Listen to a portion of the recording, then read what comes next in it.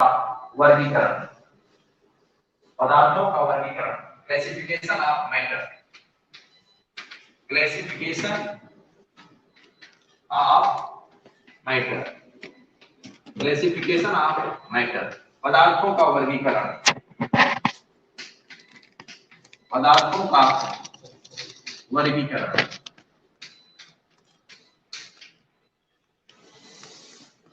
पदार्थों का डिटेल लिखिए, पदार्थों का बृहद वर्गीकरण निम्नलिखित रूप से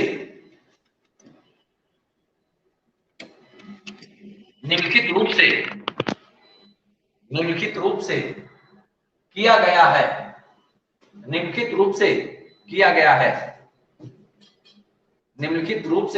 है। ठीक, तो यहां पर पदार्थ लिखिएगा, एक चार्ट टाइप के हम लोगों को बनाया है और यहां पर दो भागों में, देखिए पहले समझ लीजिए तब लिखिएगा। पदार्थ का जो सबसे बेसिक, सबसे स्टार्टिंग में जो पदार्थों का वर्गीकरण किया गया, क्लासिफिकेशन किया गया, वो दो भागों में किया गया, भौतिक वर्गीकरण और रासायनिक वर्गीकरण। तो इस इधर हम लिख देंगे भौतिक वर्गीकरण और इधर क्या लिखेंगे, रासायनिक वर्गीकरण ना। तो इसमें लिख दीजिए भौतिक वर्गीकरण। अजय बताओ समझ में आ रहा है कि नहीं जी? हैं? भौतिक वर्गीकरण, और न भी आ रहा हो तो मेरा मन रखने के लिए कह देना हाँ आ रहा है। ठीक, भौतिक वर्गीकरण और इधर क्या लिखे, रासायनिक वर्गीकरण, रासायनिक वर्गीकरण, रासायनिक वर्गीकरण, भौतिक वर्गीकरण और रासायनिक वर्गीकरण, भौतिक वर्गीकरण और रासायनिक वर्गीकरण। चलो भाई, इधर जगह छोड़े रखना, ठीक, इधर जगह आप लोग छोड़े रखना। भौतिक वर्गीकरण में पदार्थ को तीन भाग में बांटा गया है। भौतिक वर्गीकरण में पदार्थ को तीन भागों में बांटा गया। अच्छा, ये भौतिक और रासायनिक क्या होते हैं भाई? भौतिक का मतलब उसकी फिजिकल स्टेट ना, उसकी आप उसका अपीयरेंस देख के, जैसे इसको देख रहे हो कह रहे हो सर ये सॉलिड है, जैसे इसके अंदर जो भरा हुआ मटेरियल उसको क्या कह रहे हो, लिक्विड है ना। तो कितने भागों में पदार्थ को, भौतिक वर्गीकरण पदार्थ को कितने भागों में? पहले जैसे अगर फर्स्ट अपीयरेंस सोचो, जैसे मैंने कहा कि यार ये पदार्थ दिखाई दे रहा है, तो आपके दिमाग में आया कि यार ये सॉलिड है कि लिक्विड है कि गैस है, पहला तो यही आएगा ना। जैसे मैंने कहा कि अरे ये एक पदार्थ है, जैसे मैंने कहा कि एक पदार्थ है, तो आपके दिमाग में आएगा पदार्थ सब कह रहे हैं वो सॉलिड है कि लिक्विड है कि गैस है। तो इसका मतलब पहले तो आपके दिमाग में यही आता है कि वो पदार्थ सॉलिड फॉर्म में है, लिक्विड फॉर्म में है कि गैसियस फॉर्म में है। तो क्या लिखा है इसके तीन, ठोस, द्रव, गैस। इसको इंग्लिश में सॉलिड, लिक्विड और गैस।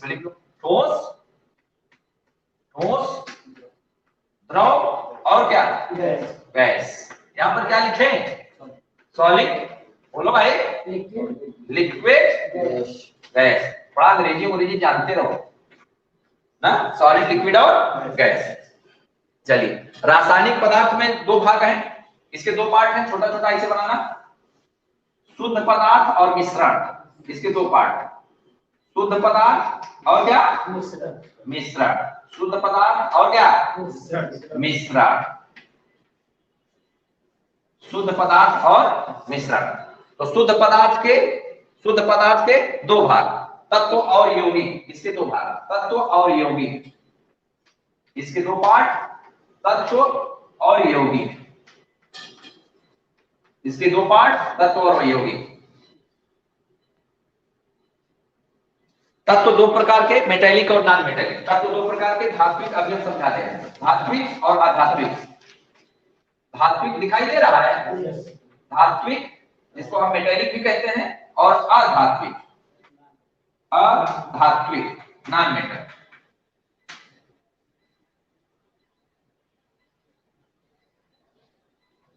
यौगिक के दो पार्ट, कार्बनिक और अकार्बनिक। यौगिक के दो पार्ट, इसके बेटा दो पार्ट, मैं यहां पे लिख दे रहा हूं छोटा छोटा। यौगिक के ऑर्गेनिक और इनऑर्गेनिक, कार्बनिक और अकार्बनिक, कार्बनिक और अकार्बनिक। अब ये सब समझा देंगे, कार्बनिक और अकार्बनिक। मिश्रण में दो, समांगी और विषमांगी मिश्रण। उधर बच्चों को नहीं दिखाई दे रहा होगा ना बेटा, उधर बच्चों को दिखाई नहीं दे रहा है। इधर आ जाओ, समांगी और विषमांगी, इधर आ जाओ, इधर आ जाओ, ढंग से लिख लो, समांगी और विषमांगी। मैं बोल भी दे रहा हूं, आप मेरे साथ लिखते चलो, मैं बोल दे रहा हूं। विषमांगी क्या बेटा, इधर बैठ जाओ, इधर बैठ जाओ, इधर आ जाओ, आओ यहाँ बैठ जाओ, इधर इस साइड आके बैठ जाओ। तुम भी बिटिया, तुम भी इधर आके बैठ जाओ, सब इधर बैठ जाओ। जो पढ़ना है तो मन से पढ़ना है, आ जाओ। दिखाई नहीं दे रहा हो इस वाले बेंच पे बैठ जाओ। ठीक, चलो देखो, इधर देखो, पदार्थ के दो पार्ट, भौतिक वर्गीकरण और रासायनिक वर्गीकरण। भौतिक वर्गीकरण में कितने पार्ट? 3, ठोस, द्रव और गैस। देखो इतनी मेहनत करके जाओ यहाँ से, घर में केवल नोट्स खोल के देखना रहे, एकदम याद करके जाओ, और हम मेहनत आपके साथ करेंगे, आपको याद हो जाएगा। ठीक, तो पदार्थ के दो भाग, भौतिक वर्गीकरण और रासायनिक वर्गीकरण। भौतिक वर्गीकरण में कितने पार्ट? ठोस, द्रव और गैस। रासायनिक वर्गीकरण में कौन कौन? शुद्ध पदार्थ और मिश्रण। शुद्ध पदार्थ का मतलब वो बिल्कुल प्योर होता है, उसमें किसी भी प्रकार का मिक्सचर या मिलावट नहीं होती। तो शुद्ध पदार्थ के कितने पार्ट? 2, तत्व और यौगिक। देखो भाई, तत्व के कितने भाग? 2, धात्विक तत्व और अधात्विक तत्व। इसको इंग्लिश में कहा जाता है मेटैलिक, METALLIC। इसको मेटैलिक, और इसको क्या कहा जाता है? बोलो बेटा, नॉन मेटैलिक। इंग्लिश में कहा जाता है, इंग्लिश भी लिखते रहो, नॉन मेटैलिक। यौगिक के कितने पार्ट? 2 पार्ट। और कौन? कार्बनिक और अकार्बनिक। बोल नहीं रहे हो? कार्बनिक और अकार्बनिक। देख रहे हो, लाइट करती है तो मैं और तेजी तेजी से बोलता हूँ, तो तुम लोग क्यों नहीं बोलते हो? बोला करता। तो मिश्रण के कितने पार्ट? 2, समांगी और विषमांगी। अच्छा ये बताओ, अगर मैं आपसे पूछूं कि ये याद हो गया कि नहीं? हमको तो सबको लगता है कि याद हो गया। अरे भाई, पदार्थ के 2 पार्ट, भौतिक वर्गीकरण और रासायनिक। भौतिक वर्गीकरण में 3 पार्ट, सॉलिड, लिक्विड और गैस। रासायनिक वाले में 2, शुद्ध पदार्थ और मिश्रण। शुद्ध पदार्थ में 2, तत्व और यौगिक। तत्व 2 प्रकार के, धात्विक, अधात्विक। यौगिक 2 प्रकार के, ऑर्गेनिक और इनऑर्गेनिक और अकार्बनिक। और मिश्रण में समांगी और विषमांगी। नहीं याद हो गया? बोलो भाई, हो गया सर। लिख नहीं पाए क्या बेटा तुम? हाँ चलो सुनो पहले तो, होमोजीनियस, हेटेरोजीनियस। देखिए इसको इंग्लिश में कहेंगे होमोजीनियस, होमोजीनियस, HOMOGENOUS। इसको कहा जाएगा हेटेरोजीनियस, हेटेरोजीनियस। इसको कहा जाएगा होमोजीनियस, इसको कहा जाएगा, देखो भाई लोग भी इंग्लिश लिखते जाओ, लापरवाही मत करो। होमोजीनियस और इसको हेटेरोजीनियस, जो कि आगे जितनी भी अच्छी बुक्स है वो सब इंग्लिश मीडियम में है। समांगी को होमोजीनियस और विषमांगी को हेटेरोजीनियस। हेटेरो, होमोजीनियस किस में लिखेंगे? HOMOGENOUS। होमोजीनियस का मतलब समांगी, और हेटेरोजीनियस का मतलब HETEROGENOUS, विषमांगी। विषमांगी, बोलो भाई, हो गया? तो अब ये बताओ, अगर ये हम वर्गीकरण आपसे पूछे, क्लासिफिकेशन, तो बिना देखे बता सकते हो सब लोग? बोला करो यार, यस नो, काहे बड़ा चिंतित दिखाई देते हो? हैं? बोलो, बता दोगे? चलो, पदार्थ का कितना पार्ट? 2। कौन कौन से? भौतिक और रासायनिक। भौतिक में कितने पार्ट? 3, solid, liquid, gas. और रासायनिक में कितने पार्ट? 2। कौन कौन? मिश्रण, पहले नंबर पे शुद्ध पदार्थ और मिश्रण। शुद्ध पदार्थ में कितने पार्ट? कौन कौन? तत्व और यौगिक। तत्व में कितने पार्ट? कौन कौन? धात्विक और यौगिक में कार्बनिक और अकार्बनिक। और मिश्रण में समांगिक और, पक्का एकदम याद? चलो भाई, याद हो गया ना? चार्ट कहां, दस्तखत कहां गया? पूरा करना है सर। ये भौतिक में 2 और स्टेट है, प्लाज्मा, 2 साइड। भौतिक में बेटा देखो, ये सॉलिड, लिक्विड और गैस 3 है ना, तो ये जो चौथी परिवर्तन है वो अभी हम नोट करके लिखाएंगे। अभी नोट करके लिखाएंगे कि चौथी है प्लाज्मा और पांचवी है 2 साइड। लेकिन बेसिक जो डिस्टिंक्शन है वो यही है। इन्होंने कहा कि सर दो और आ गई है, नहीं तो एक आई है प्लाज्मा और एक आया है 2 साइड ना, और बोस कंडेंसेट जो अभी 2-3 साल पहले रिसर्च की गई थी, उसको हम नोट करके लिखवा देंगे।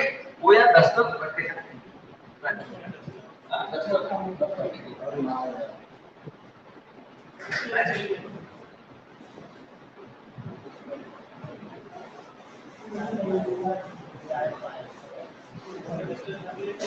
बात नहीं, कोई बात नहीं। चलिए एक बात पदार्थों का वर्गीकरण आपको बता दीजिए, मैंने रफ कर दिया। मुझे विश्वास नहीं हो रहा है कि आप लोग इतना अच्छा पढ़ रहे हैं, बता रहे हैं। तो चलिए, पदार्थ के कितने पार्ट? कौन कौन?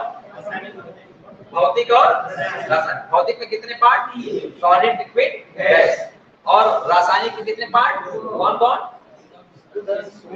शुद्ध पदार्थ और मिश्रण। शुद्ध पदार्थ में कितने पार्ट? कौन कौन? तत्व और यौगिक। तत्व में कितने पार्ट? धात्विक और अधात्विक। यौगिक में 2, कार्बनिक और अकार्बनिक। और मिश्रण के कौन कौन? समांगी और समांगी को इंग्लिश में होमोजेनियस, और उसको क्या कहा जाता है? हेटेरोजेनियस। ठीक है, तो अब हम लोग बारी बारी से पढ़ेंगे सॉलिड, लिक्विड और गैस। अब धीरे धीरे सब डिफाइन कर लेंगे। तो अब आप हेडिंग डाल दीजिए सॉलिड। अब आप हेडिंग डाल दीजिए सॉलिड, ऐसे एरो बनाते जाइएगा सॉलिड, और यहाँ पर लिखिएगा ठोस। यही तो कहा जाता है ना, सॉलिड, ठोस, सॉलिड, सॉलिड। और इसी में कई पॉइंट बना लेंगे, छोटा छोटा point, first number, second number, ऐसे बनाते जाए। तो पहले पहला पॉइंट लिखिए, पहला पॉइंट लिखिए, पदार्थ की वह अवस्था, पदार्थ की वह अवस्था, पदार्थ की वह अवस्था जिसका आकार एवं आयतन, जिसका आकार एवं आयतन दोनों निश्चित होता है या निर्धारित होता है, दोनों निश्चित होता है या निर्धारित होता है, कामा ठोस कहलाता है, ठोस कहलाता है। ठीक, ये फर्स्ट पॉइंट। तो भैया देखो क्या आया, वो अंडरलाइन करना है। वो क्या, दो चीजों को अंडरलाइन करना है। ठोस में क्या क्या चीजें निश्चित होती है? क्या क्या? आकार और आयतन। तो वही अंडरलाइन करें, इसका आकार फिक्स होता है और आयतन फिक्स होता है। जैसे इधर देखो, ये सॉलिड है ना, बोलो भाई, तो इसका आकार फिक्स है ना, ये आकार, अगर कोई भी सॉलिड है तो उसका आकार फिक्स होगा। कोई सॉलिड है तो बिना आकार के नहीं होगा, वो चाहे जैसा आकार लेगा लेकिन आकार लेगा। ऐसा नहीं है कि इस चाक को, सुनो ध्यान से, इस चाक को अगर हमने इस पानी की बोतल में डाल दिया तो ये पानी की बोतल का आकार ले लेगा, ऐसा तो नहीं है। अरे चाक है इस फॉर्म में तो इस फॉर्म में रहेगा, ऐसे ही रहेगा। तो जिस फॉर्म में ये है उसी फॉर्म में कोई कोई रूप लेगा। ऐसा नहीं है कि किसी बर्तन में रख दे, इसको हम गिलास में रखते हैं तो गिलास क्या आकार का हो जाएगा? बोलो भाई, थाली में रख दे क्या थाली क्या आकार का हो जाएगा? नहीं। तो इसका मतलब एक निश्चित इसका आयतन होता है और एक निश्चित आकार होता है। चलिए नेक्स्ट पॉइंट, उदाहरण। सेकंड पॉइंट में उदाहरण, उदाहरण। तो चार उदाहरण बोलो भाई, पहले लिखिए फर्स्ट नंबर पे उदाहरण, लोहे की छड़, बर्फ का टुकड़ा, या बर्फ लिख लीजिए और क्या, ठीक, कुर्सी, मेज, पेन, एटसेट्रा, etc। तो हम भैया सॉलिड में क्या पाए? सॉलिड में हमको मिला निश्चित आयतन, निश्चित आयतन एवं निश्चित आकार, निश्चित आयतन एवं निश्चित आकार। भूलेगा कभी? नहीं भूलेगा। अब आप सेकंड नंबर पे निकाल लीजिए सॉलिड व लिक्विड, इसको हम तरफ करते हैं लिक्विड।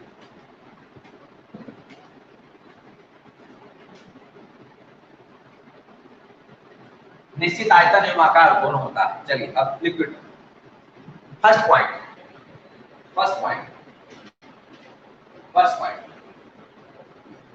बताओ भाई, ये बताओ लिक्विड का आयतन निश्चित होता है कि अनिश्चित होता है? आयतन, किसी लिक्विड का आयतन और आकार, आकार क्या होता है? कैसे? ये कह रहे हैं कि सर ये पानी आपने उसमें रखा हुआ है, अगर ये पानी आधा लीटर है तो ये आधा लीटर रहेगा। इस पानी को उठाइए और गिलास में रख दीजिए तो किसका स्वरूप ले लेगा? गिलास का। अगर इसको उठाइए लोटा में भर दीजिए तो किसका स्वरूप ले लेगा? लोटे में। क्यों भाई? अब बाल्टी में डाल दीजिए तो बाल्टी का स्वरूप ले लेगा। कोई दिक्कत? हमारे मुंह में डाल दिया जाए, अंदर ना किया जाए तो मुंह का आकार ले कि नहीं लेगा? अरे अंदर नहीं है तो छुपे से घुटक लिया, अंदर चला गया, अरे मुंह में भर दिया, मुंह का आकार ले लेगा। इसका मतलब लिक्विड, कोई लिक्विड हो उसका आयतन निश्चित होता है लेकिन आकार निश्चित नहीं होता। वो जिस बर्तन में रखा जाता है उसी का आकार ले लेता है। बोलते रहो, लिखो लिखो। पदार्थ की वह भौतिक अवस्था, पदार्थ की वह भौतिक अवस्था, पदार्थ की वह भौतिक अवस्था जिसका जिसका जिसका आकार अनिश्चित होता है, जिसका आकार अनिश्चित होता है, और अनिश्चित को अंडरलाइन कर देगा, जिसका आकार अनिश्चित होता है, जिसका आकार अनिश्चित होता है एवं आयतन क्या होता है? एवं आयतन निश्चित होता है, एवं आयतन निश्चित होता है, एवं आयतन निश्चित होता है। निश्चित को अंडरलाइन करिए। द्रव कहलाता है, द्रव कहलाता है, द्रव कहलाता है। ठीक, सेकेंड पॉइंट यही लिखवाना चाहता हूं कि लिक्विड को जिस बर्तन में रखा जाता है वह उसी बर्तन का आकार ले लेता है। देखिए, लिक्विड को या द्रव को, लिक्विड को या द्रव को जिस बर्तन में रखा जाता है, जिस बर्तन में रखा जाता है वह उसी का आकार ले लेता है, वह उसी का आकार ले लेता है, उसी का आकार ले लेता है, उसी का आकार ले लेता है। और तीसरे नंबर पे उदाहरण, तीसरे नंबर पे उदाहरण, तीसरे नंबर पे उदाहरण, उदाहरण बोलो भाई, उदाहरण बोलो। पानी, सबसे बढ़िया तो पानी। और बोलो उदाहरण। अरे पानी बोलो, पानी के साथ में इस समय हर घर की कहानी गड़बड़ है। क्यों भाई? दूसरा क्या? एल्कोहल। क्या नहीं बोल रहे उसको? जोर से बोलो। क्या ना? रात शाम के समय लोग दिखते हुए रोड पे दिख जाते हैं तो समझ लो ये पानी पिए हुए एल्कोहल। और बोलो। अरे वाह, क्यों भाई? बहुत अच्छी चीज। और बोल दो। और पेट्रोल। और बोलो, और कुछ बोलो। तारपीन का तेल, यही ना? ऐसे तारपीन का तेल, जितना लिक्विड हो तारपीन का तेल, तारपीन का तेल, इतना बस आगे अपने लिख देना। ठीक है, नीचे इसी में एक नोट करके लिखो, नीचे एक नोट करके लिखो। अच्छा एक चीज, एक बात बताओ कि ये जो सॉलिड था, सॉलिड वहां लिखवाना मैं भूल गया। अगर जगह होगी तो मैं लिखवा दूंगा, अदरवाइज यही लिखवाऊंगा। सुनो बच्चा, सुनो। सॉलिड के बाद थोड़ी जगह चाहिए, एक चीज मैं भूल गया लिखवाना। सुनो, पहले लिखना मत तो सुनो। देखो ये सॉलिड है, तो क्या ऐसा कारण था, कौन सा ऐसा रीजन था जिसके कारण इसका आयतन और आकार दोनों निश्चित हुआ? इसलिए कि इनके मॉलिक्यूल चार के जो मॉलिक्यूल है एक दूसरे से स्ट्रांग फोर्स ऑफ अट्रैक्शन से बने, वो हिल नहीं रहे। अगर आप एज्यूम करें कि ये चार इन दो पार्टिकल से मिलकर बना है, छोटे छोटे पार्टिकल से, तो ये दोनों आपस में इतनी मजबूती से, चार इन दोनों पार्टिकल से मिलकर बना है, तो इतनी मजबूती से, जैसे मैं मानूं कि ये कोई चार है, ये कोई चार हमारे सामने दिख रहे हैं, तो चार छोटे छोटे पार्टिकल से मिलकर बनेगा ना? बोलते रहो भाई। हाँ, इनके बीच में जो स्ट्रांग फोर्स ऑफ अट्रैक्शन इतना स्ट्रांग है कि ये बेचारे हिलते में भी, ये इधर उधर मूव नहीं कर सकते, ये यहाँ नहीं जा सकता, ये यहाँ नहीं जा सकता। और इसी के कारण कभी-कभी ये क्वेश्चन बना सकता है कि सॉलिड का आयतन और आकार दोनों निश्चित क्यों होता है? तो क्योंकि उनके बीच के अणुओं के बीच, उनमें उपस्थित अणुओं के बीच में स्ट्रांग आकर्षण बल पाया जाता है, और इसी स्ट्रांग आकर्षण, मजबूत आकर्षण बल के कारण उनके मॉलिक्यूल हिल नहीं सकते, मूवमेंट गति नहीं कर सकते। इसलिए उनका एक निश्चित आयतन, वो जहां पर है वहीं फिक्स रहते हैं, इसलिए उनका एक निश्चित आकार होता है। नहीं बोल रहे हो? बोलो। तो अब इसी को लिखना है। वहां जगह है थोड़ी सी सॉलिड के बाद, तो सॉलिड के बाद जगह नहीं है। अगर कहीं पर वहां जगह अगर बची हो तो यहीं पर वहीं जगह अगर बची हो तो छोटा सा लिख लो कि ठोस के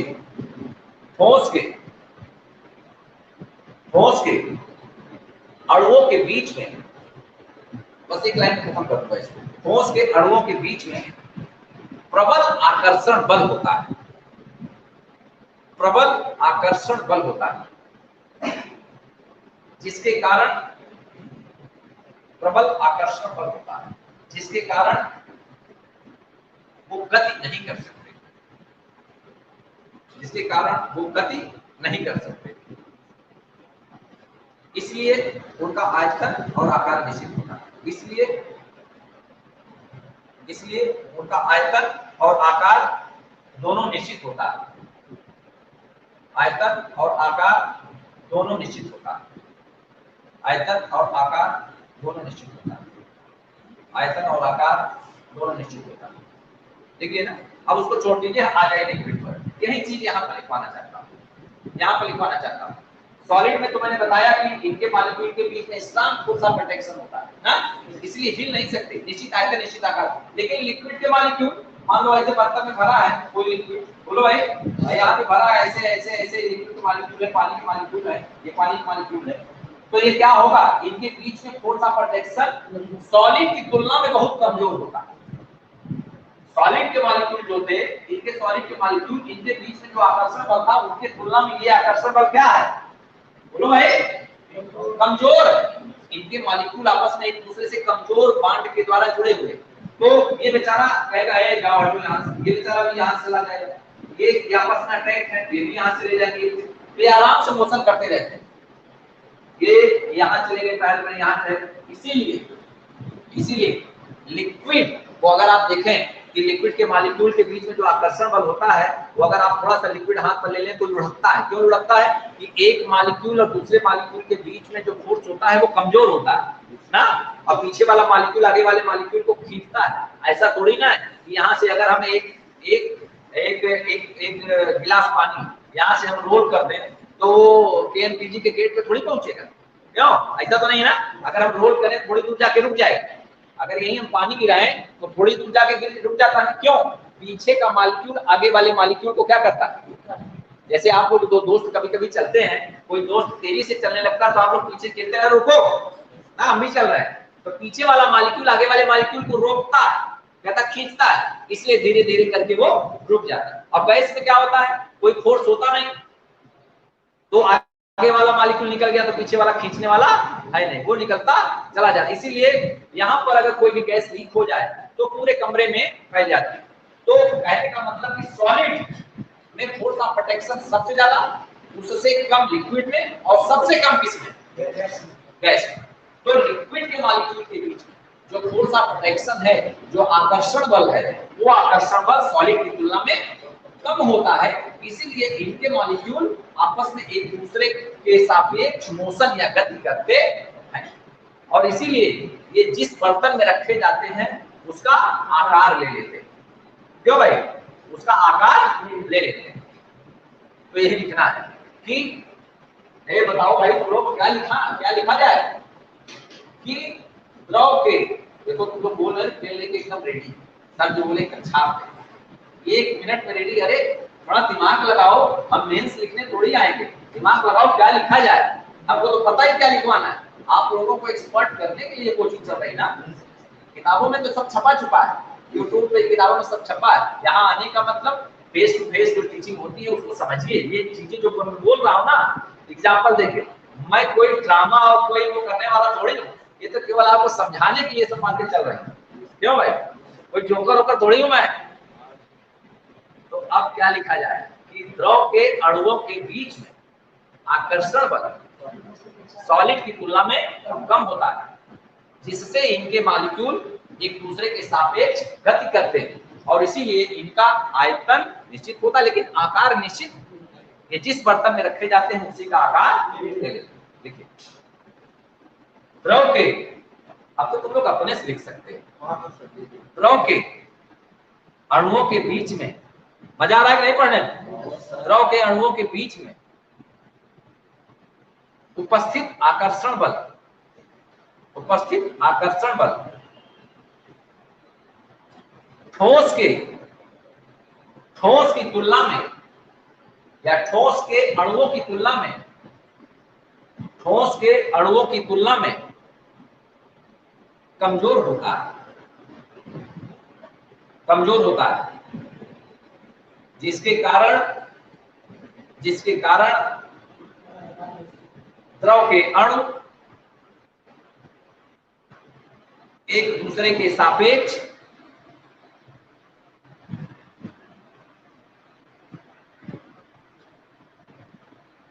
गति करते रहते हैं और इसी कारण से द्रव का आकार निश्चित नहीं होता, द्रव का आकार निश्चित नहीं होता, द्रव का आकार निश्चित नहीं होता। Full stop. अब तीसरा क्या आ गया भाई? सॉलिड हो गया, लिक्विड हो गया, अब तीसरा क्या? गैस। गैस।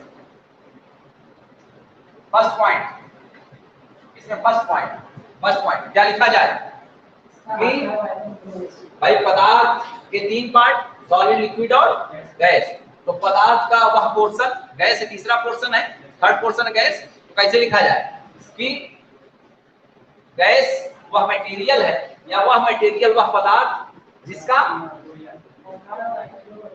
जिसका आयतन और आकार दोनों निश्चित या निश्चित? जोर से बोलो, सुनाई कम देता है मुझको। अनिश्चित की निश्चित? अनिश्चित। जिसका आयतन और आकार निश्चित नहीं होता, अनिश्चित होता है। पक्का? तो लिखा जाए कि पदार्थ की वह भौतिक अवस्था, पदार्थ की वह भौतिक अवस्था जिसका आकार एवं आयतन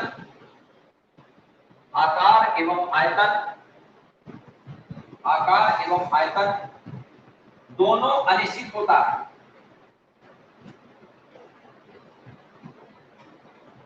दोनों अनिश्चित होता है, आकार एवं आयतन दोनों अनिश्चित होता है, कामा गैस कहलाता है, गैस कहलाता है। सेकंड पॉइंट क्या लिखा जाए? आकर्षण बल के बारे में बताइए। गैस के अणुओं के बीच में आकर्षण बल सॉलिड और लिक्विड दोनों से ही बहुत पक्का। सबसे ज्यादा गैस के अणुओं के बीच में आकर्षण सबसे ज्यादा सॉलिड में, उससे कम किसमें? लिक्विड में, द्रव में, और सबसे कम किसमें? गैस में। तो यही लिखना है कि गैस के अणुओं के बीच में, देखिए गैस के अणुओं के बीच में पाया जाने वाला आकर्षण बल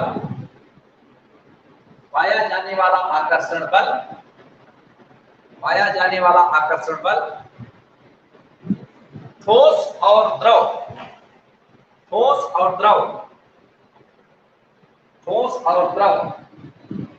दोनों की तुलना में बहुत कमजोर होता है, इसीलिए गैस के मॉलिक्यूल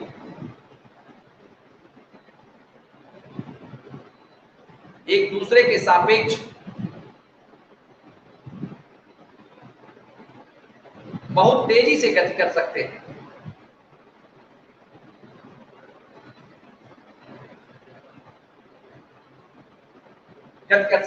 और यही कारण है कि गैस का आयतन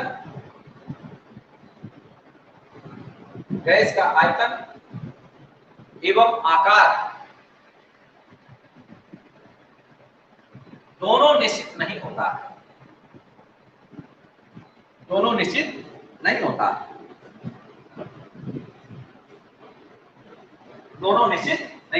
तीसरे नंबर पे उदाहरण गैस का उदाहरण। तीसरे नंबर पे गैस का उदाहरण, पहले एयर हवा गैस है ना, उदाहरण हवा, और ऑक्सीजन,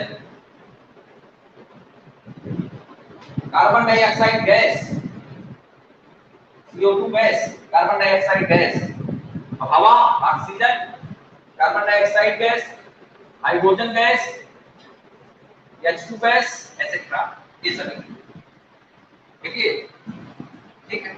आप नीचे नीचे लिखिए एक नोट करके लिखिए, नीचे एक नोट लिखिए, ठीक है। नोट करके लिखना। देखो भाई, इसलिए नोट लिखवाना चाहता हूं कि तीन हमारे पास है मैटर, सॉलिड, लिक्विड और गैस। ये हमारे पास सॉलिड है, ये एक सॉलिड है और ये लिक्विड है, इसमें लिक्विड भरा हुआ है, और एक बंद बर्तन है, इसमें गैस भरी है, ये इसमें गैस है। तो सबसे ज्यादा आकर्षण बल किसमें पाया जाता है? इनके पार्टिकल के बीच। तो मैं नोट में लिखना चाहता हूं, ऐसे एक सिस्टमैटिक बना के लिखना चाहता हूं कि आकर्षण बल का ऑर्डर, आकर्षण बल। आप लोग मत लिखना बेटा, अभी मुझे लिख लें, क्योंकि आकर्षण बल हमको लिखने दो, फिर अभी बल आकर्षण बल, आकर्षण बल, ठीक। आकर्षण सबसे ज्यादा किसमें? सॉलिड। फिर सॉलिड के बाद किसमें? लिक्विड। और लिक्विड के बाद किसमें? गैस के बाद, ठीक है। आकर्षण बल, अणुओं के बीच आकर्षण बल, ऐसे अणुओं के बीच आकर्षण बल, अणुओं के बीच आकर्षण बल, और नीचे लिखो सॉलिड, सॉलिड के बाद लिक्विड, लिक्विड के बाद गैस, ऐसे बना के इसका ऐसे लिखो। और ये इंपॉर्टेंट है, कभी भी छोटे छोटे कंपटीशन में ये चीज पूछी गई है, ये बना सॉलिड। हिंदी समझ जाओगे ना? हां सर, लिखना पड़ेगा। ठोस, द्रव, गैस।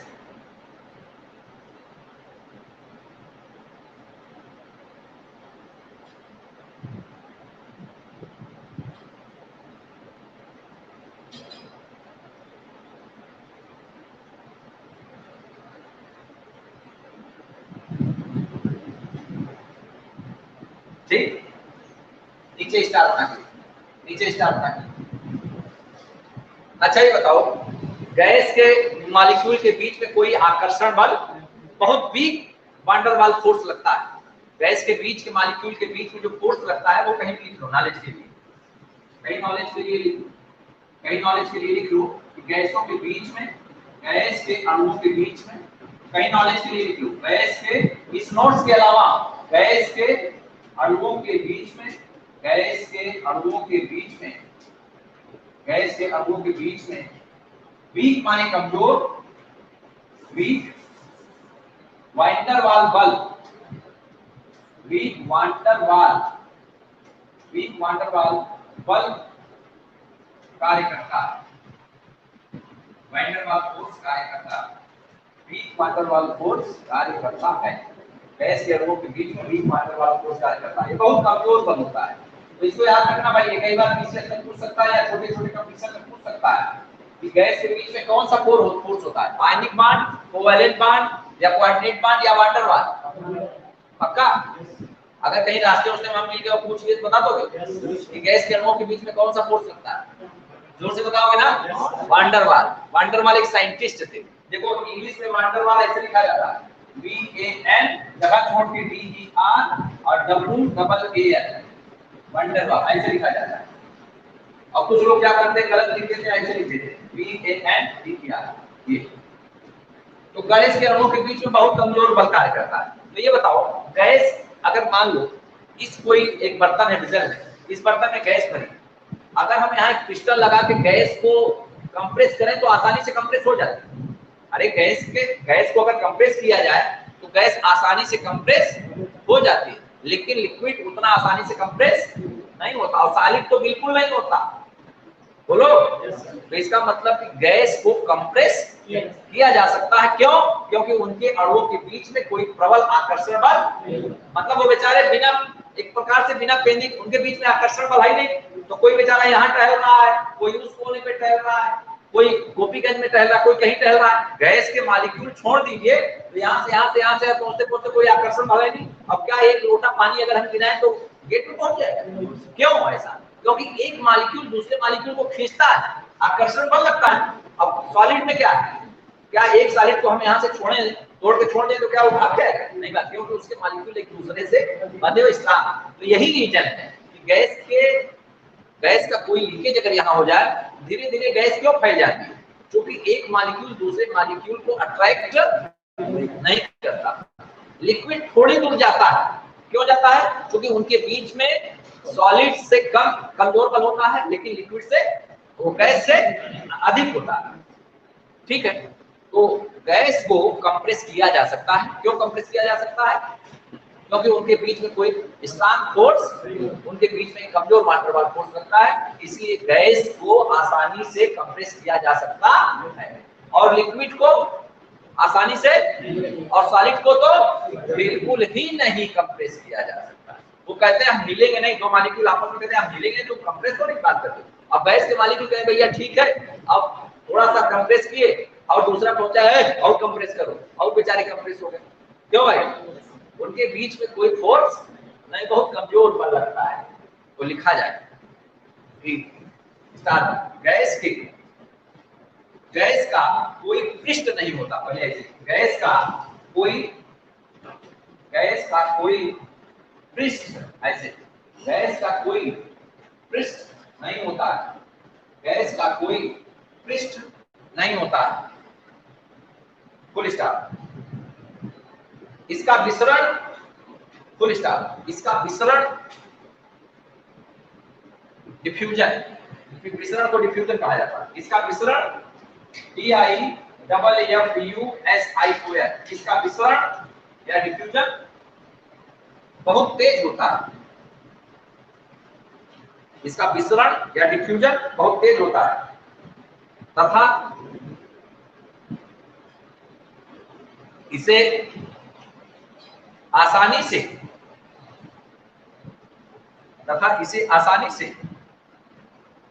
कंप्रेस माने संपीडित, लिख लिए कि लिखवाए ना, कंप्रेस या संपीडित, इसे आसानी से कंप्रेस या संपीडित किया जा सकता है,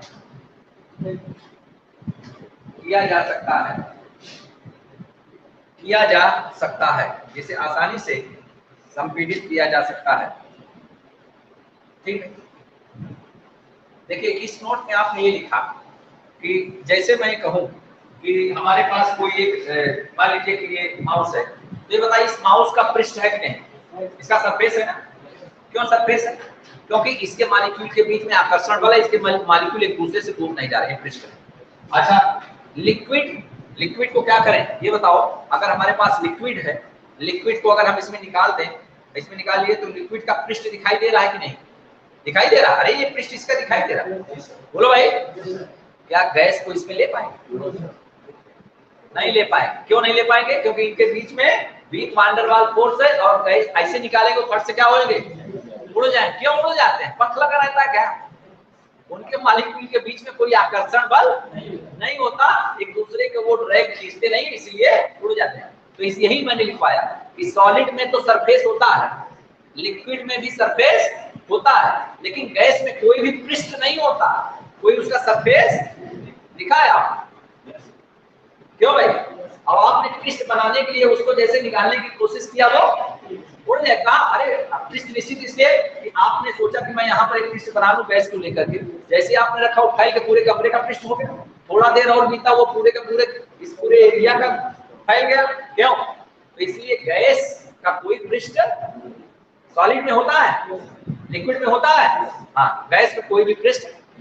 अब गैस को आसानी से कंप्रेस किया जाता है।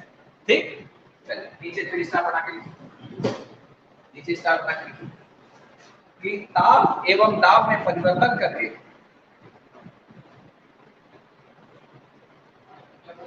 ताप एवं दाब में परिवर्तन करके किसी भी पदार्थ की अवस्था को बदला जा सकता है।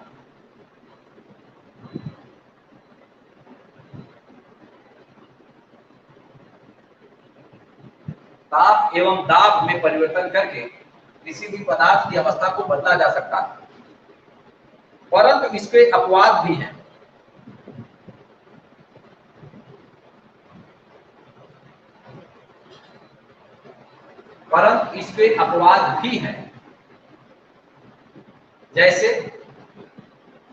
जैसे लकड़ी कामा पत्थर।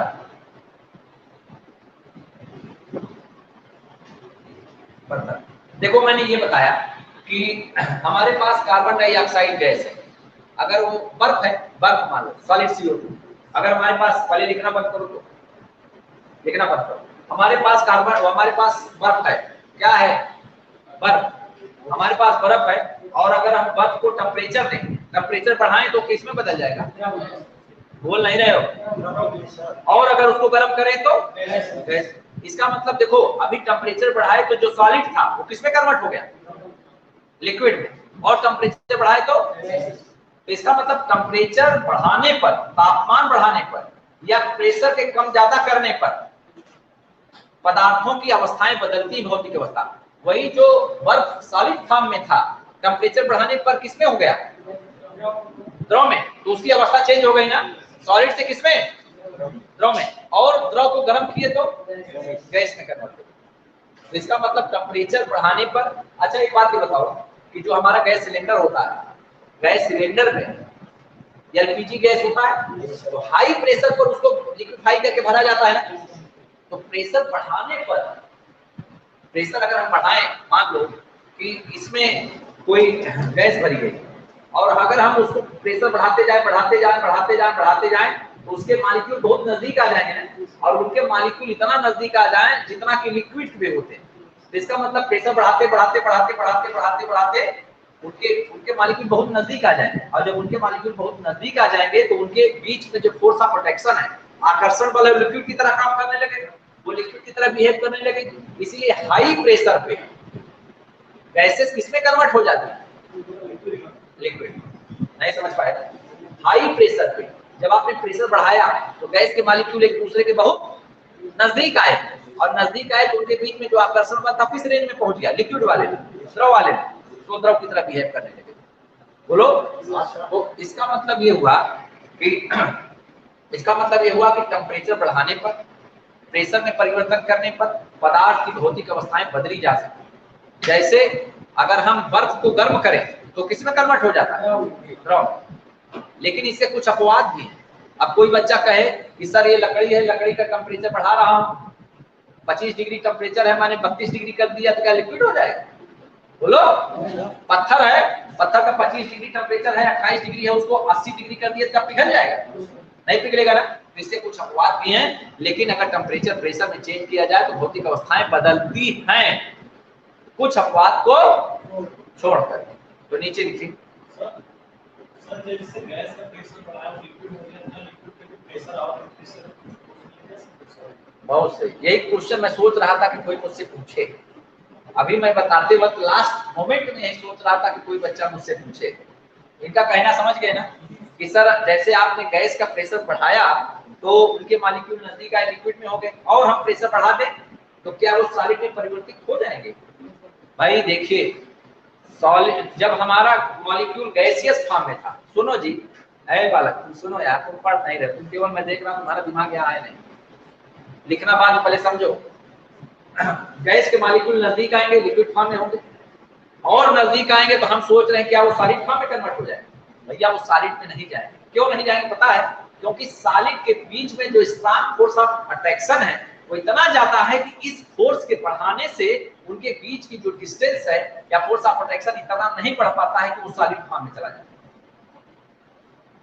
कोशिश तो किया गया कि अगर हम प्रेशर बढ़ाते जाए सॉलिड फॉर्म में, लेकिन ये पाया गया कि प्रेशर के बढ़ाने से उनके मॉलिक्यूल इतना ज्यादा अट्रैक्ट नहीं हुए, अट्रैक्टिव फोर्स इतना स्ट्रांग नहीं हुआ जितना कि सॉलिड में होना चाहिए, इसीलिए वो सॉलिड फॉर्म में कन्वर्ट नहीं हुआ।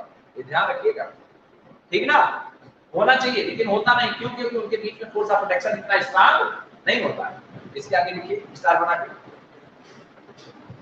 कि नोट या स्टार बना के लिखिए, जल तीनों भौतिक अवस्थाओं में पाया जाता है। ये होता है, सही है कि गलत।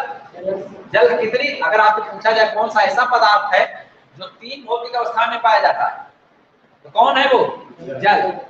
जल 3 भौतिक अवस्थाओं में पाया जाता है, जल 3 भौतिक अवस्थाओं में पाया जाता है। कौन कौन सी, दैट इज करके लिखिए, अर्थात ठोस, द्रव और गैस। ठोस, द्रव और गैस। अच्छा ये बताओ, मैं जिसे पूछूंगा, जल का जो सॉलिड स्टेट है, जल का जो सॉलिड फॉर्म है, वो क्या है? उसको क्या कहा जाता है? और जल का जो लिक्विड स्टेट है वो लिक्विड है। और जल का अगर गैसियस स्टेट बनाया जाए तो वाष्प, यही ना? तो जहां पे सॉलिड लिखे हो उसको बर्फ लिख लो, और जहां पे लिक्विड लिखे हो वहां जल लिख लो, और जहां पर गैस लिखे हो वहां वाष्प लिख लो। उसी के नीचे बगल में, अरे बगल में मिटाना मत उसको, ये नहीं उसको काट के बनाने लगे। सॉलिड लिक्विड गैस नहीं लिखे हो ना, अर्थात सॉलिड लिक्विड और गैस।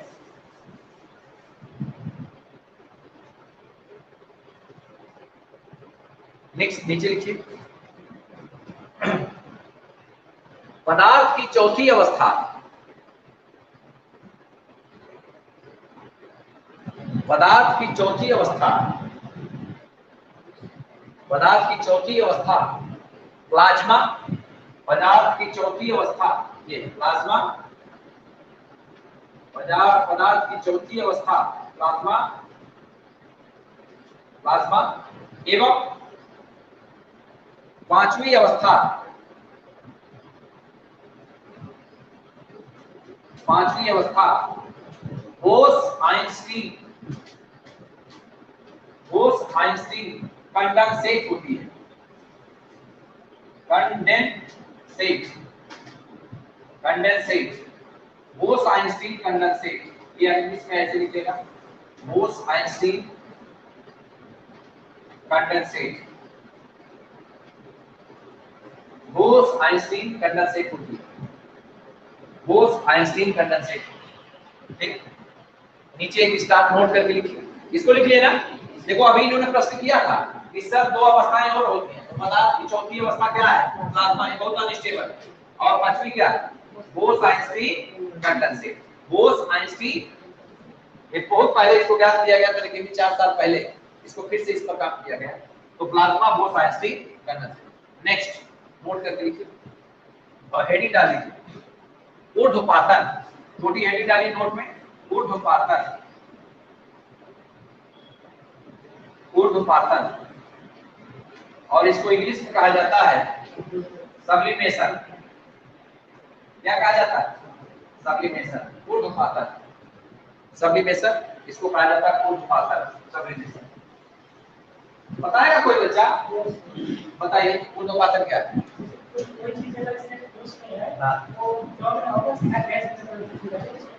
ये कह रहे हैं सर, अभी आपने बताया कि टेम्परेचर बढ़ाने पर कोई भी सॉलिड लिक्विड फॉर्म में आ जाता है, और टेम्परेचर बढ़ा दें तो गैस फॉर्म में चला जाता है, यही बताया? बोलो। तो इन्होंने कहा कि आप ऐसा कोई मटेरियल लीजिए, ये कोई ऐसा मटेरियल जिसका टेम्परेचर बढ़ाने पर और लिक्विड फॉर्म में आए ही ना, सीधे सीधे किसमें कन्वर्ट हो जाए? गैस में। मतलब कि solid is directly converted into क्या? ठोस डायरेक्ट कन्वर्ट हो जा रहा है किसमें? गैस में। तो इस प्रक्रिया को कहा जाता है क्या? सब्लिमेशन। इसी को कहा जाता है ऊर्ध्वपातन। क्या कहा जाता है? ऊर्ध्वपातन। तो कौन सा ऐसा एग्जांपल है भाई? और कपूर या आयोडीन एक ऐसे उदाहरण है, याद रखना, इसको पूछा गया है कि कपूर का जलना किस प्रक्रिया का उदाहरण है? तो ऊर्ध्वपातन। कपूर का जलना या आयोडीन का जलना किस प्रक्रिया का उदाहरण है? बोलिए, ऊर्ध्वपातन। तो जब किसी भी सॉलिड को गर्म किया जाए और वो डायरेक्ट किसमें कन्वर्ट हो जाए? गैस में, तो इस प्रक्रिया को क्या कहा जाता है? देखिए, व्हेन, या और हिंदी में लिखिए कि जब किसी ठोस को, जब किसी ठोस को गर्म करने पर वह सीधे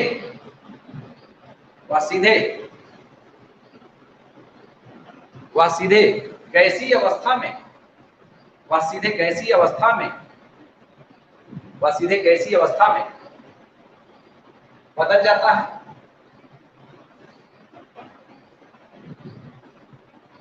तो इस प्रक्रिया को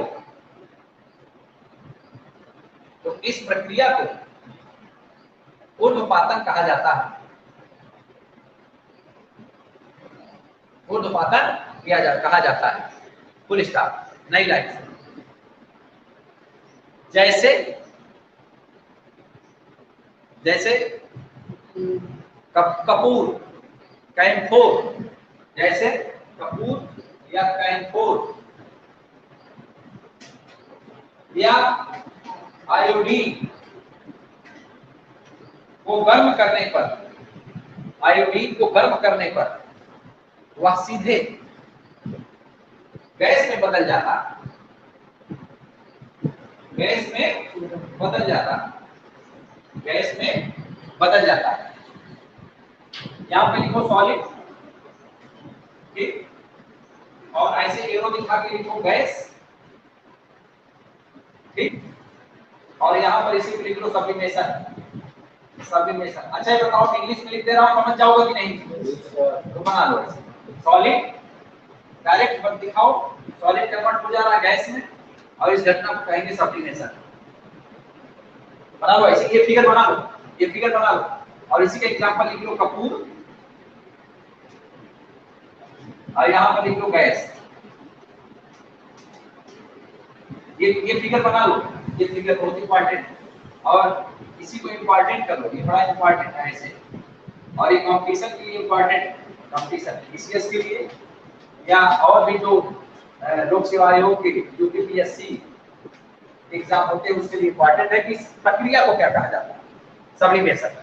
ठीक, चलिए नीचे फिर स्टार बना के। अच्छा ये सब जानते हो ना, अगर किसी भी सॉलिड को गर्म किया जाए वो लिक्विड में कन्वर्ट हो जाए, सॉलिड को गर्म किया जाए वो द्रव में कन्वर्ट हो जाए, तो इस प्रक्रिया को क्या कहा जाता है?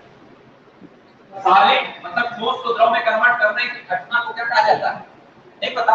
अरे मालूम होगा, लिक्विफिकेशन, द्रवीकरण। अरे सॉलिड को गर्म किया जाए किसमें कन्वर्ट हो जाए? लिक्विड में, तो इसको आप क्या कहेंगे?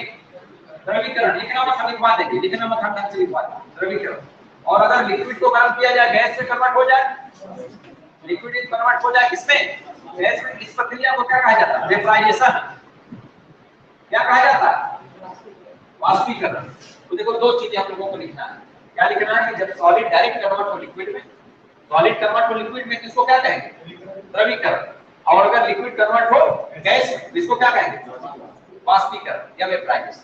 ठीक है, लिखिए, हिस्सा बना के लिखिए नई लाइन से।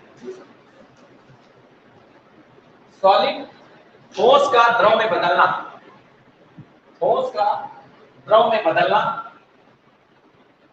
ठोस का द्रव में बदलना, द्रवीकरण, द्रवीकरण एवं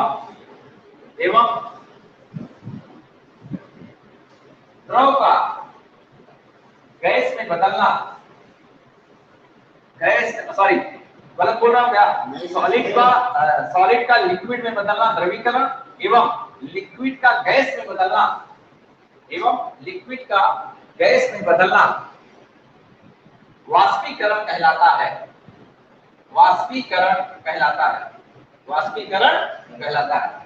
तो इधर देखो ऐसे ऐसे बॉक्स बना लो और उसी बॉक्स में दोनों चीजों को लिख लेंगे। यहाँ पर हम लिखेंगे सॉलिड। अच्छा ये बताओ, छोटी छोटी इंग्लिश लिख दे रहा हूं, कोई दिक्कत तो नहीं? सॉलिड कन्वर्ट हुआ लिक्विड, इसका नाम बोलो बच्चा, इसका नाम बोलो, इस प्रक्रिया का नाम जोर से बोलो। इंग्लिश में क्या? लिक्विफिकेशन, लिक्विफिकेशन, या इसी को कहा जाता है द्रवीकरण। चलो भाई, और अगर हम लिक्विड ले लें, बोलो लिक्विड को किसमें कन्वर्ट करती है? गैस। इसको क्या कहेंगे? वेपराइजेशन। वाष्पीकरण ना, वेपराइजेशन, इसको हम कहेंगे वाष्पीकरण, इसको हम कहेंगे वाष्पीकरण।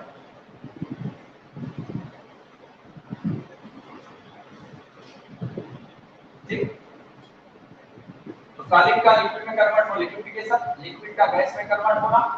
ठीक, अच्छा एक चीज और बताओ, उल्टा चले तब, उल्टा चले तो लिक्विड का सॉलिड में बदलना क्या कहेंगे? या गैस का लिक्विड में बदलना? सोचो जरा सा, लिक्विड का सॉलिड में बदलना। अच्छा ये बताओ, कभी चीनी कैसे बनती है? तो चीनी के बनते हुए आप लोग नहीं देखे हो, शुगर फैक्ट्री में नहीं गए। मैं शुगर फैक्ट्री में काम किया तो मुझे मालूम, एक्चुअल में यही गन्ने का जूस, गन्ना को क्रश करके जूस बनाया जाता है, जूस को उबाला जाता है, उबालने के बाद उसका क्रिस्टल बनाया जाता है। बोलो भाई, भाई लिक्विड को ज्यादा देर तक आप उबालते रहिए तो उसके उसके जो सॉल्वेंट पोर्शन है,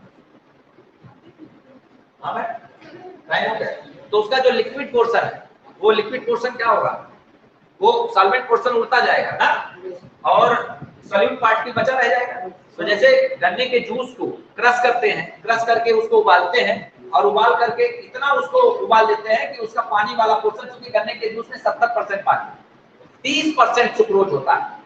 ये जो बाहर पिला रहे हैं, पानी पिला पिला के पैसा ले रहा है, क्यों भाई, और तो कुछ बचा रहता है बर्फ पिला दे। गन्ने के जूस में वैसे 70% वाटर रहता है, बाकी 30% में सुक्रोज और उसका फाइबर वगैरह रहता है, वो सब पिलाता है, छानता छुनता है, अंदर जाता है। ठीक है, तो अब हम आपने क्या किया कि अब उसको गन्ने का जूस लिया, क्रश किया और उसको उबाला, उबाला तो जो पानी का पोर्शन है निकल गया, सुक्रोज बचा, क्रिस्टल बना ना।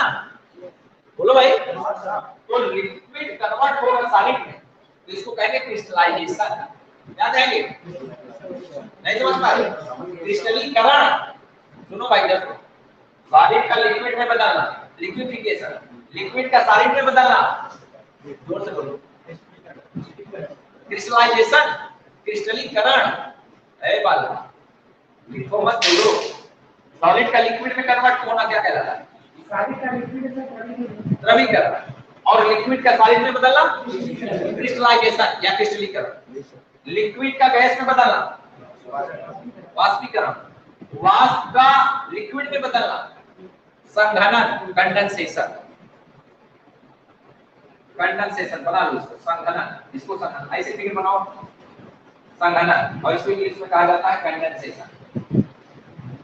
अरे भाई घरों में देखो, जब हम कहीं भगोने में लेकर पानी को उबालते हैं तो अब उसको ऊपर से ढकते हैं, तो ये वेपराइज होकर जाके भगोने के वो जो ढक्कन होता है, ढक्कन पे टकरा करके फिर कंडेंस होकर आता है ना, तो लिक्विड कन्वर्ट होता है वेपर में, और वेपर के मॉलिक्यूल पुनः आपस में एक दूसरे से कंडेंस होकर फिर लिक्विड बनते हैं ना। कहते हैं ढक दो पानी को, ढक इसलिए दिया कि वो वेपराइज होकर उड़ ना जाए, कंडेंस होकर नीचे आए। तो इसको क्या कहेंगे, यहां से यहां तक, बोलो जोर से बोलो, क्रिस्टलाइजेशन या क्रिस्टलीकरण। क्रिस्टलीकरण इसको कहा जाता है, क्रिस्टलीकरण या क्रिस्टलाइजेशन। लिख लोगे? तो हमारे पास कौन कौन सी प्रक्रिया आई है? सॉलिड का लिक्विड में कन्वर्ट होना क्या है? द्रवीकरण। लिक्विड का वेपर में कन्वर्ट होना, लिक्विड का सॉलिड में कन्वर्ट होना, जोर से क्या? तो पीछे वाले नहीं बोल रहे, क्या नाम है इसका? बोलो बेटा बोलो, इसको, इसका नाम क्या है? लिक्विड को अगर हम सॉलिड में बदले तो क्रिस्टलाइजेशन या क्रिस्टलीकरण, और अगर सॉलिड को गैस में, लिक्विड को गैस में कन्वर्ट करें तो वाष्पीकरण, और गैस को लिक्विड में कन्वर्ट करें तो संघनन। इंग्लिश में क्या कहेंगे इसको? कंडेंसेशन। ये चीज समझ गए ना? अच्छा ये बताओ, अगर किसी सॉलिड को डायरेक्ट गैस में कन्वर्ट कर दिया जाए, क्या कहते हैं इसको? बुलपातन। इंग्लिश में क्या कहेंगे? सब्लिमेशन। बोलो सब्लिमेशन, समझ गए ना?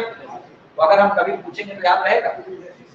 सब्लिमेशन समझ गए, और वेपराइजेशन समझ गए, कंडेंसेशन समझ गए। ये कंडेंसेशन क्या है? गैस का लिक्विड में बदलना। क्रिस्टलाइजेशन क्या है? लिक्विड का सॉलिड में बदलना। सब्लिमेशन क्या है? सॉलिड का सीधे गैस में बदलना। ठीक है, तो आज यही तक हम लोग सीखेंगे। और क्या क्या पढ़ाया था एक बार बता दे, फिर से रिवाइज करा दे फट से। शुरुआत कहाँ से किया था? सर आगे तो दो स्टेटमेंट है, इससे उम्मीद किया जा सकता है? नहीं, उससे नहीं जाता, वो बहुत अनस्टेबल स्टेट, बहुत सेंसिटिव स्टेट, वो बहुत सेंसिटिव स्टेट में, इनसे उसमें नहीं जाया जा सकता। देखिए, तो आज हम लोगों ने शुरुआत किया केमिस्ट्री क्या है, तो रसायन विज्ञान, विज्ञान की वह शाखा है जिसके अंतर्गत हम किसी पदार्थ की संरचना, संगठन, उसके गुण इत्यादि का अध्ययन करते हैं। फिर मैंने बताया कि केमिस्ट्री शब्द की उत्पत्ति कीमिया से हुई। मिस्र का ये वर्ड है, वहाँ के लोग काले को कीमिया कहते थे।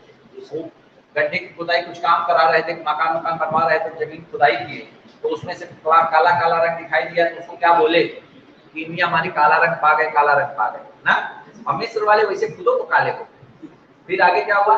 फिर आगे क्या बताया कि एक भारत के ऋषि थे, उनका नाम था कणाद। उन्होंने बताया कि ब्रह्मांड का प्रत्येक भी पदार्थ छोटे छोटे कणों से मिलकर बना है, जिसको परमाणु कहते हैं। क्या कहते हैं? परमाणु। फिर मैंने बताया पदार्थ क्या है। पदार्थ वो होता है जिसमें द्रव्यमान हो, जिसका निश्चित आयतन हो, जिसका आकार हो। पदार्थ को कितने भागों में बांटा गया? 3। कौन? पदार्थ को बेसिकली किन भागों में बांटा गया? भौतिक और रासायनिक। भौतिक के कितने पार्ट? Solid, liquid, gas. और उसके रासायनिक के कौन कौन? क्या? शुद्ध पदार्थ और मिश्रण। शुद्ध पदार्थ के कितने पार्ट? कौन कौन? तत्व और यौगिक। तत्व के कितने? कौन कौन? और यौगिक के कार्बनिक और अकार्बनिक। और मिश्रण में 2, समांगी और सॉलिड, लिक्विड, गैस। सॉलिड में मैंने बताया कि निश्चित आकार निश्चित आयतन होता है। सॉलिड के अणुओं के बीच में बहुत स्ट्रांग फोर्स ऑफ अट्रैक्शन लगता है। इसके मॉलिक्यूल एक दूसरे के सापेक्ष गति, इसलिए इनका निश्चित आयतन निश्चित आकार होता है। लिक्विड में मैंने बताया कि इनका आयतन तो निश्चित होगा लेकिन आकार निश्चित। क्यों? क्योंकि इनके मॉलिक्यूल के बीच में आकर्षण बल कम होता है, ये आसानी से एक दूसरे से दूर जा सकते हैं, लेकिन बहुत दूर नहीं जाते, बहुत दूर नहीं जाते।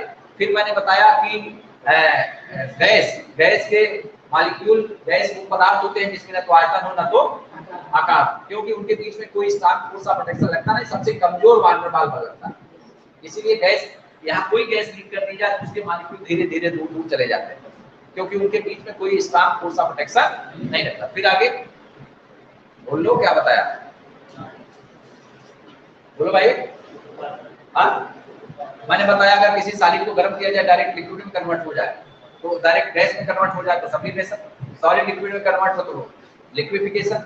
अगर सॉलिड गैस है सॉलिड में कन्वर्ट हो कंडेंसेशन, लिक्विड में कंडेंसेशन। और उसके बाद हमने बताया कि कोई भी गैस है उसका पृष्ठ नहीं होता, इसलिए गैसेस को आसानी से कंप्रेस किया जा सकता है ना। किसी गैस को कंप्रेस करेंगे लिक्विड में आएगा, क्या लिक्विड को कंप्रेस करें सॉलिड बन जाएगा? नहीं बन पाएगा। ठीक है, तो आज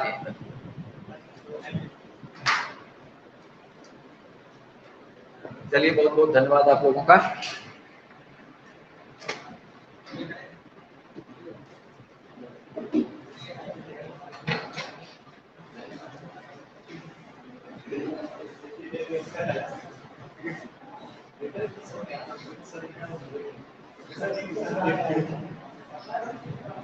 कैसा हो रहा है?